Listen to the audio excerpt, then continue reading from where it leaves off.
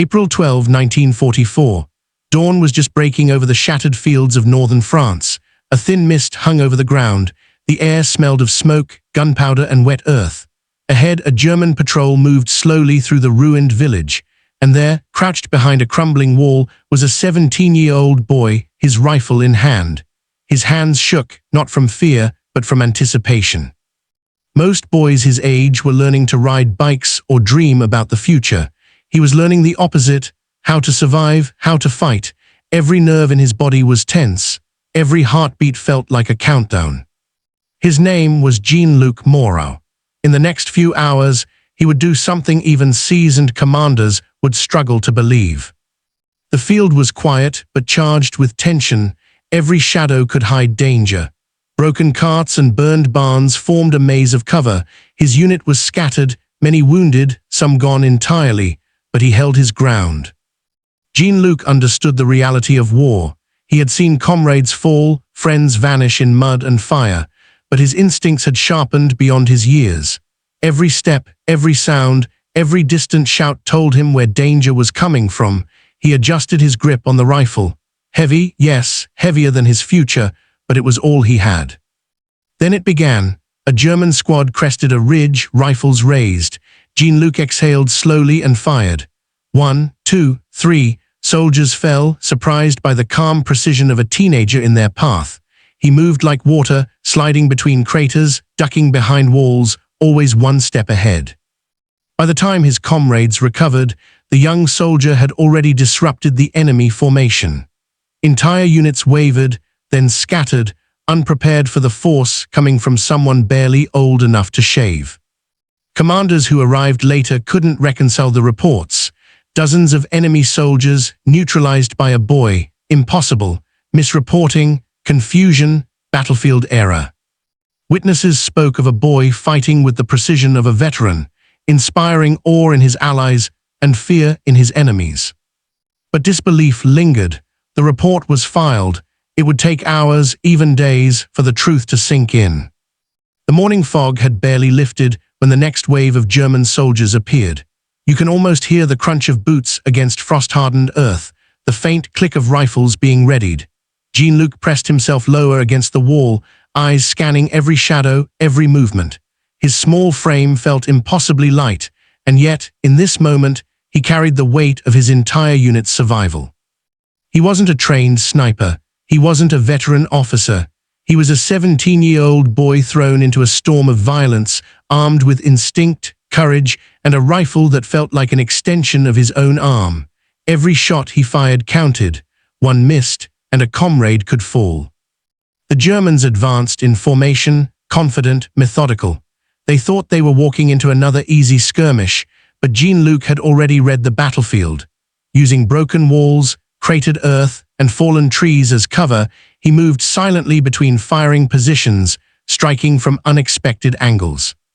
Time seemed to stretch. Minutes felt like hours. He watched as enemy soldiers fell, one by one, their surprised faces frozen in disbelief. And then a scream pierced the air, his first warning that danger could come from anywhere. A German soldier had spotted him and raised his rifle. Jean-Luc reacted instantly, pulling the trigger before the man could aim properly. Another enemy down. But it wasn't just about shooting. It was about positioning, timing, patience. Every movement had to be precise. Every decision could mean life or death, not just for him, but for the friends scattered across the battlefield. He felt the adrenaline pumping, but his mind was unnervingly calm. The chaos around him seemed almost distant, as if he were observing it from above, yet fully participating. By midday, reports started trickling back to command. Dozens of enemy troops neutralized by a single soldier. The words seemed impossible. Officers shook their heads. Mistakes must have been made. A teenager couldn't possibly have achieved this, yet eyewitnesses confirmed it, one by one. The battlefield was quiet now, but Jean-Luc knew it was only temporary. Every calm moment carried the threat of another attack. He crouched behind a ruined wall, scanning the horizon, every sense alert. He could feel the weight of history pressing down on him, a boy on the front lines, facing impossible odds, becoming a living legend without even understanding it himself. By late afternoon, The battlefield had transformed into a chaotic maze of smoke, mud, and debris.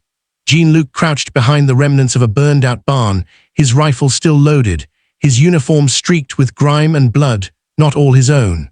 The once clear lines of enemy troops had become jagged and disorganized, a direct result of his relentless precision and movement.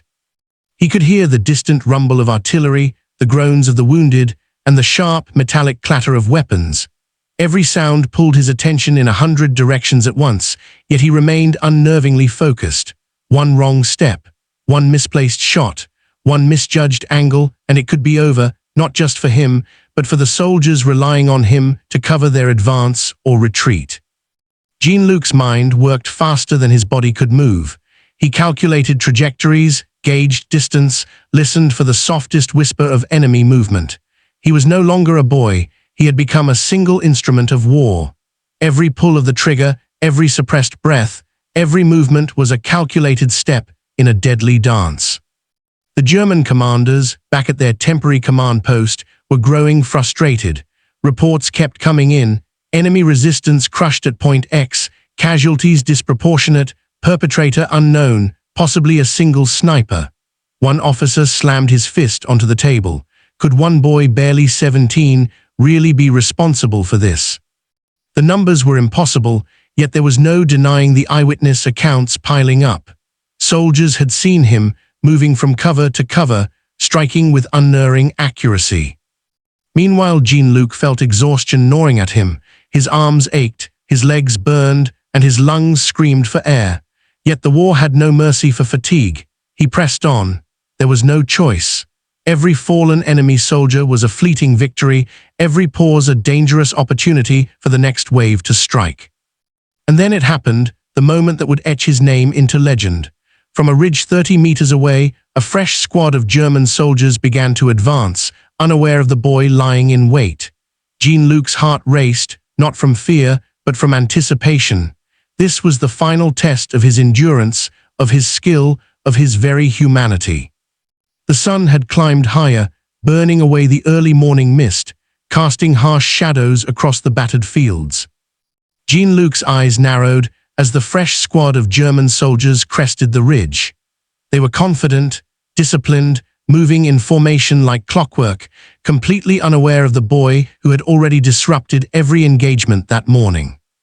He steadied his breathing, adjusting the weight of his rifle against his shoulder. Every muscle screamed in protest, but his focus was razor-sharp. One shot, two shots. Each enemy soldier fell before they could even understand what hit them. He moved, slid, and ducked with the fluidity of someone twice his age, every motion practiced, almost instinctive. The battlefield had become a blur of motion. Smoke twisted around broken walls, the acrid smell of gunpowder filling the air. Jean-Luc's ears caught every sound, the faintest shuffle of boots, the soft click of rifles, the heavy breathing of men focused on their mission. He reacted to each instant with precision. Back at the command post, disbelief turned into urgent investigation. How could a single teenager account for the devastation reported? Officers pored over maps and witness statements, shaking their heads. The numbers didn't make sense. And yet, one by one, soldiers recounted seeing the boy move across the battlefield, appearing in impossible positions, eliminating threats with uncanny skill. Jean-Luc could feel the tide of the enemy faltering. Entire squads began to hesitate, unsure where the next attack would come from. It was almost as if the boy had become the embodiment of fear itself. And then came the moment that would cement his legend. A German officer, trying to rally his men, appeared in the open. Jean-Luc didn't hesitate. He fired. The officer fell, and the squad broke apart entirely. The momentum of the battlefield had shifted irrevocably. One teenager had single-handedly turned the enemy's advance into a retreat. Breathing heavily, Jean-Luc paused behind cover, scanning for the next threat. His arms ached, his lungs burned, and yet his mind was clear. He had survived hours of unimaginable pressure, and still the enemy regrouped, ready to test him again. By late afternoon, word of Jean-Luc's actions had reached the higher command. Officers huddled over maps, muttering to one another in disbelief. Dozens of enemy troops eliminated by one boy, one barked, incredulous. Another shook his head. It must be a mistake. There's no way a 17-year-old could accomplish this. Reports were coming in from multiple eyewitnesses. Soldiers who had fought alongside him recounted seeing Jean-Luc move across the battlefield with a calm, almost unnatural precision. Enemy units had faltered, retreated, or been completely neutralized, yet the numbers seemed impossible to the hardened officers. Jean-Luc, meanwhile, remained focused on the field. He didn't pause to think about reports or fame. There was only the next step, the next threat, the next challenge. Every soldier relying on him depended on his vigilance. Every mistake could be fatal. The enemy, now wary and cautious, began attempting flanking maneuvers. Jean-Luc anticipated each one, shifting positions with silent efficiency. He became a ghost in the battlefield, striking from unseen angles, creating confusion and fear among troops who had expected an easy advance. Even the soldiers who had initially doubted his abilities began whispering among themselves, astonished. "Did you see him? He's unstoppable," one said. Another added, "I've never seen anyone fight like that, not even the veterans." As evening approached, the sun dipped low, casting long shadows over the war-torn fields. Jean-Luc's small body was exhausted, every limb aching from hours of unrelenting combat. But he had survived, and he had held his ground. The enemy had been forced back, their advance broken, not by a battalion or a squad, but by one determined teenager. Evening had settled over the shattered fields, painting the sky in bruised purples and fading gold. Jean-Luc crouched behind a crumbled wall, his uniform torn and streaked with dirt and blood. The adrenaline that had carried him through the day was beginning to ebb, replaced by a heavy exhaustion that pressed on his bones. Every muscle ached, every joint protested. Yet, despite the pain, his eyes scanned the battlefield with unwavering focus. The enemy had retreated, temporarily, but Jean-Luc knew it was only a matter of time before they regrouped. He wasn't just fighting for himself, he was the lifeline for scattered comrades, for those who could not move quickly, for the units relying on his precision to cover their next steps. The field was silent now, but silence in war was never safe. Each shadow could hide a threat. Each rustle of leaves could signal the enemy's return. His mind drifted briefly, not to childhood dreams, not to home, not even to fear, but to calculation. Positioning, angles, trajectories, every detail mattered. He had learned to read the battlefield in ways most adults could not. A fallen tree became cover, a crater became a vantage point. Every inch of ground was a potential trap, every open space a danger. And yet, despite all this strategic thinking, Jean-Luc was still a boy. Memories of family, of simpler days, flashed in brief, sharp bursts, like lightning cutting through clouds. He remembered laughter, the smell of baking bread, the warmth of a fire on a winter evening. But those memories were fragile, distant, and utterly irrelevant in the cold logic of survival. Here, there was no room for nostalgia. Here, the present demanded everything. Across the field, movement caught his eye. A group of enemy soldiers attempting to flank from the north. He held his breath, focused every fiber of his being. 1, 2, 3 shots, silent, precise, lethal. The soldiers faltered, then fled in disarray.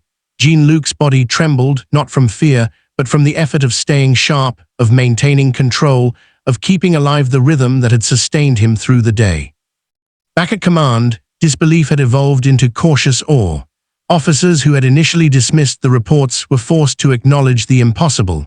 Records of enemy casualties, witness statements, and sporadic photographs painted a picture they could not ignore.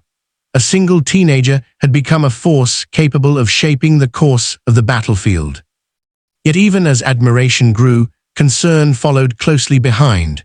How long could one boy endure this? How much more could his body and mind withstand before fatigue or injury ended his performance? His heroism was undeniable, but human limits were real, and relentless combat was an unforgiving teacher. Night was falling now, bringing with it a bitter chill. Jean-Luc wrapped his arms around his knees, trying to preserve warmth, trying to gather energy for whatever might come next. The horizon still glimmered with the occasional flash of distant gunfire. Somewhere, artillery boomed, punctuating the darkness with explosions that shook the ground beneath him. He could almost feel each blast reverberating through his body, a reminder that the war did not pause, that danger was never far away. In these hours, alone in the remnants of a devastated village, Jean-Luc faced a quiet, internal battle.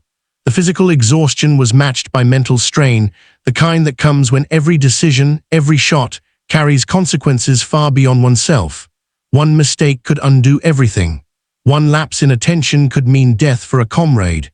Yet somehow, he remained alive, alert, and devastatingly effective. Night had fully descended over the battlefield. The air was cold and thick with smoke and dust, carrying the faint stench of blood and gunpowder. Jean-Luc crouched in the shadows of a ruined farmhouse, the remnants of walls around him jagged and splintered. His body was battered. His uniform was soaked in sweat, mud, and streaks of blood. Every joint ached. His hands shook, not from fear, but from hours of gripping a rifle, from adrenaline spent and exhaustion finally seeping in. And yet he could not rest. From the dark horizon came movement, small at first, then larger, unmistakable. The enemy was regrouping. They were bringing reinforcements, ready for a final, coordinated push to reclaim the field. Most boys his age would have collapsed somewhere safe, but Jean-Luc had no such luxury. Survival and victory depended on him. He adjusted his rifle, checking the sights and the clip. He was still a boy, yes, but today he had become something more, a ghost haunting the field, a force that could shift the tide of battle. Every instinct screamed at him: measure, aim, strike, move. One mistake could be fatal. One hesitation could undo everything he had accomplished. The first wave approached. Jean-Luc fired, precisely, relentlessly. Enemy soldiers fell, frozen in disbelief at the ferocity of a lone teenager. He moved from cover to cover, silent as a shadow, striking from angles no one expected. He felt the rhythm of the battlefield, each step, each shot, each breath sink to the chaos around him. Somewhere to his left, a flare ignited the sky. He squinted against the bright light, spotting soldiers attempting to circle him. He pivoted, fired. 1, 2, 3. The squad broke apart.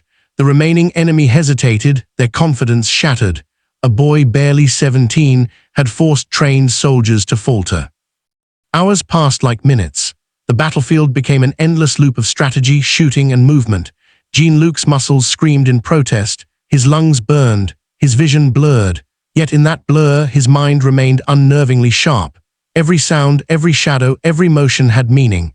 He could feel the enemy trying to find weaknesses, trying to push forward. And he countered, again and again, with the precision of a seasoned soldier. At command, disbelief had turned into astonishment. Officers huddled over reports, struggling to reconcile numbers with reality. "It can't be," one muttered. "Dozens eliminated by one boy." Witness statements poured in, all telling the same story: a teenage soldier, moving with deadly accuracy, outpacing, outsmarting, and outlasting entire squads. The boy's actions had become the defining factor of the day. Yet the human limits were undeniable. Jean-Luc was exhausted beyond measure. Each step felt heavier, every shot required more effort. His body was screaming for rest, but his duty and survival demanded endurance. The enemy was relentless. They were learning from their mistakes, adapting, probing for weaknesses, but Jean-Luc had anticipated much of this. Every position, every shot, every movement was a carefully calculated response to the enemy's tactics. Finally, the decisive moment came. From a ridge 20 meters away, a larger enemy squad advanced, confident and organized. Jean-Luc steadied himself, took careful aim, and let fire do its work. Shot after shot they fell, confusion spreading among the survivors. The remaining soldiers began to retreat, fleeing the field in panic. Jean-Luc had done the impossible. One boy, 17 years old, had broken the momentum of trained, seasoned soldiers and forced their withdrawal. When silence finally returned to the battlefield, Jean-Luc lowered his rifle. His body trembled, fatigue threatening to topple him at any moment. He had survived the impossible, defied human limits, and emerged victorious. And yet, the victory was hollow. He had been pushed beyond what any boy or any soldier should endure. His eyes reflected not triumph alone, but the weight of all he had witnessed and done. Dawn broke the next morning, pale and fragile over the scarred fields of northern France. The battle was over. The enemy had retreated, the survivors limping back to regroup. Smoke still drifted from ruined buildings and scorched earth, a silent testament to the chaos of the previous day. And amidst it all, Jean-Luc Moreau, 17 years old, remained on the field, exhausted, trembling, yet alive. Word of his actions had already reached the command post. Officers and soldiers alike struggled to believe what they were hearing. Dozens of enemy soldiers neutralized by one boy, entire squads broken and scattered. Impossible numbers, impossible feats, but corroborated by eyewitnesses, by reports, by the stark reality of the battlefield. Jean-Luc walked through the field, rifle in hand, his uniform caked with mud and blood. He did not feel like a hero. He felt the weight of every shot fired, every life taken, every second spent in relentless combat. The adrenaline that had carried him through the previous day had faded, leaving exhaustion, emptiness, and a haunting clarity. War, he realized, was not glory. It was survival, and it demanded a price that few understood. The command post, senior officers began compiling official reports. Some suggested the numbers were exaggerated, others hesitated, unsure how to document the actions of a single teenage soldier without discrediting themselves. Yet the evidence was irrefutable. Witnesses described him moving across the battlefield like a shadow, striking from impossible angles, relentless, focused, deadly. Jean-Luc Moreau had become a legend overnight, a name that would be whispered in disbelief, admiration, and awe. Despite the recognition, Jean-Luc's thoughts turned inward. He thought of the friends he had lost, the chaos he had endured, the fear and desperation that had been constant companions. He had survived, yes, but at what cost? The battlefield had taken his adolescence, replaced it with a hardened skill, and left him standing, alone, exhausted, and forever changed. In the days that followed, stories spread. Soldiers recounted the boy who had defied all odds. Officers debated the authenticity of reports. Historians would later write about the extraordinary feat. But for Jean-Luc, there was no pride, only the stark reality of what war demanded. And yet, despite the horrors, he had done the impossible. He had stood between his comrades and destruction, a single figure against overwhelming odds, embodying courage, instinct, and determination beyond his years. History would remember him not just as a teenager, but as a symbol of the unimaginable extremes of human capability in wartime. A boy who became a wall, a shield, a force of nature. A young man who showed that even in the darkest hours, courage could emerge from the most unlikely places. Closing reflection. Jean-Luc Moreau's story is not just about kills, tactics, or victory. It is about the price of war, the loss of innocence, and the fleeting, fragile brilliance of youth tested under unimaginable pressure. It reminds us that history sometimes hides its most unbelievable heroes in plain sight, and that legends are not always born from age or experience, but from necessity, instinct, and courage. He was 17, and in that single day, he became something no one could forget.